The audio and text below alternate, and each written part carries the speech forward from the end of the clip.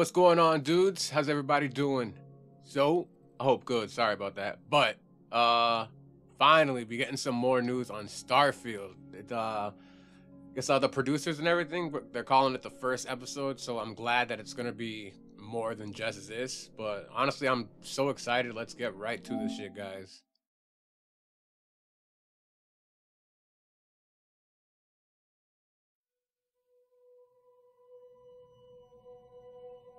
I think the one thing people underestimate about video games is that people think it's just playtime. But I always say that the one thing video games can give you that nothing else in entertainment can Here we is go, that feeling guys. of pride, right? Look what I did. And even though we want to make a game that is very big and is very long, you can play for all of those years. It's all the paths you didn't take that make it special to you, that you feel like when you finish that Alright, we quest, already saw this. that you feel that you accomplished something that week. The people who love video games can always say, like, what'd you do today? I saved the world.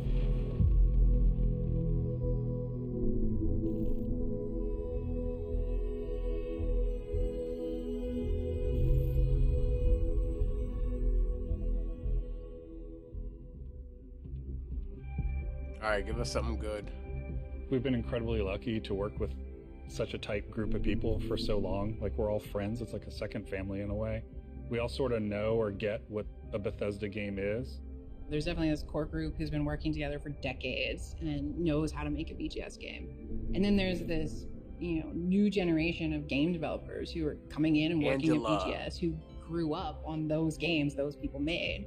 For some people, those are the games that got them to go into the industry in the first place. And what I love about that is those people I like come Angela. in Me and her grew up at the same they time. love We the would have worlds kicked it and too, played games and together. they want to stay true to those worlds that they grew up on. And so we're still able to maintain what a BGS game is, but continue to evolve. I think we underestimate how long people are going to play it. You look at Skyrim, we're sitting here 10 years later, and it keeps having this life, and it changes how you want to create something. Yeah, I feel like our games sort of have two lives, right? Like, we create this game and we put everything we can possibly put into it, tell the stories we want to tell, and build this world that's sort of a setup that when we hand it off to the players, they play it, but then they take it and make it their own. They tell their own stories, and then they make their own stories with our tools. I think it's the hallmark of our games that, you play it and my experience is going to be different than yours. I'm going to come in and tell you a funny story about something that happened to me. You may never have seen that because just a confluence of events. And I think that helps with the longevity and it helps with that feeling of community in a lot of ways. It is a world that you get transported to that you can really make your own. And that's where, for me, the magic is, to do it for 2 decades and close to that for so much of our group. There's a big trust there that we know how we solve certain things together. We were doing Morrowind and looking at what we might do after that and beyond that. And we had a list of what are the other types of worlds we want to go to. And obviously Fallout was at the top of the list, if we could do that, and that, magically, luckily came true for us. And right behind that was, science fiction. And Fallout was beautiful, by the Going way. to space, I think there's a magic in just Not 4. defying gravity and taking off from a planet. Like, it's extremely difficult human endeavor. Yeah, a lot of our games are about exploration, and that's sort of like, that's the ultimate exploration, is what's out there, what's past Earth, right? So it's incredibly exciting for us to work on something like that. I feel like every time we come to a game, we're starting fresh. We're saying, okay, we just did that one, that's over. How do we make it better in every way? It's got a more realistic, science-based backing to it, whereas Skyrim is sort of an epic fantasy. This is a more grounded game and a grounded setting about exploration. So I think that gives us a different take on how we make everything. So that's sort of the thing you latch onto when we're making new areas, making environments, making characters. The mechanics of the world are entirely different, but there are similarities. And I think those are things we like. Like, we like playing first person. We like having all the coffee cups. We like being able to touch everything. Those moments make the whole thing believable. being able to watch the sunset and nighttime come and just sit there and watch the world go by seems like it's not gameplay, but it is vital to how you feel through the rest of it. I also think that because it's based in a more realistic atmosphere, is like you have a lot of people on our team who are super into certain things like robotics or engineering, and they can use this lifetime of knowledge they have gathered and then use it in their work. Everyone comes from these different areas and brings stuff to the game that can make it in, and it all matters, from the rocks to the clutter to what the spacesuits look like. It's based on people's experience and sort of seeing a lot of still shots in the world and trying to apply it in a way that's believable for this universe.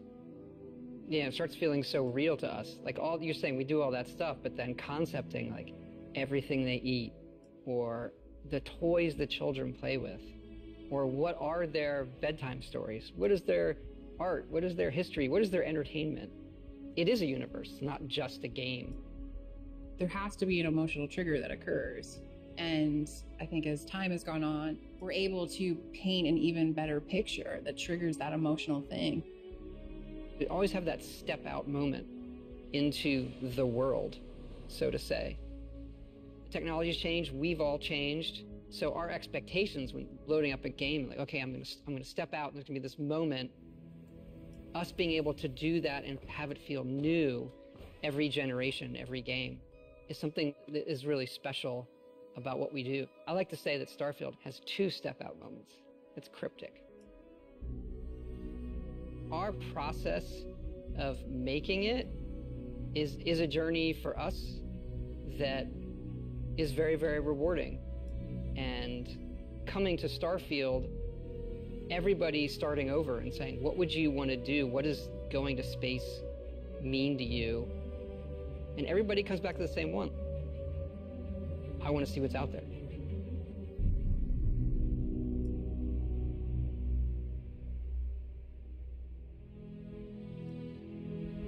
Ah, is that it, really? Yeah. So I thought we were gonna get more footage. A little bummer, but they did talk. We got a lot of stills.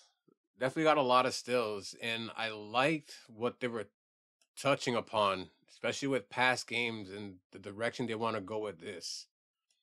Fresh, we're saying, okay, so they definitely talked about just having an emotional trigger. That's definitely a huge thing, like to have it like in a game, and it seems like it's gonna be a game that's filled with a lot of lore, and I love that. Like when each an item has like a story behind it, and you can pick up each and every individual item, turn it, twist it around like you do in like Skyrim, Oblivion, all those games, including Fallout.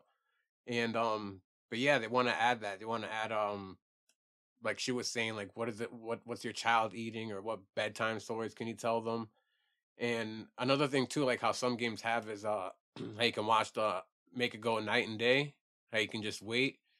And that just helps give more life and energy to the environment and to the game, which is super dope. But it sucks. I have a PS5 and I know it's gonna be an Xbox exclusive, and oh man, that's like hurting me. And that's not the only one. I think the next the next Elder Scrolls game, they said that it's pretty sure it's going to be another Xbox exclusive. So that's all the more reason why I have to get an Xbox. But yeah, we didn't get too much. They spoke. This is the first episode, it said. So I'm hoping we get at least like 4 more episodes, because we need more info. I just want to see more in-game, like actual gameplay. I want to see walking around, waiting, maybe some combat if they even have that ready for us. But yeah, that wasn't bad. Let me know what you guys think down below. If you guys tuned in, thank you so damn much. I'll catch you guys in the next video.